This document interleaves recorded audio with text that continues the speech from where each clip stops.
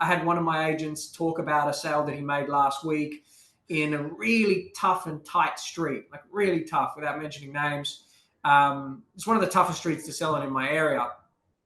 And when himself and the owners of that property met at the listing, they jointly thought, based on what it offered, because it was a special property but in a tough spot, it would be worth somewhere around 12 million bucks. And 4 or 5 weeks later, where they landed at with a sale was around 10 and a quarter, 10.5, something like that. Now, it was still, if not the highest, the second highest price ever paid on this street. Okay, so it was still an amazing result. And these guys were thrilled. It was a bit of a tough process getting there, but they were thrilled when the property was sold.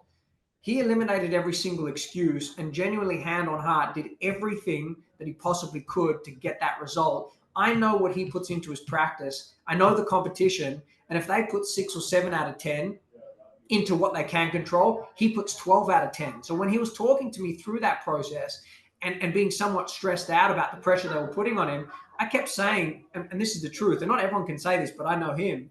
I said, I know what you're bringing to the table. These other guys aren't going to do it. Just remembering your worth and what you're actually doing. And this is not a real estate delusional approach whereby I've just put a board out the front, I'm going to wave magic wand and hope it sells, and I'm not doing shit. I'm just standing on my phone at the open homes. I'm not being proactive around selling it.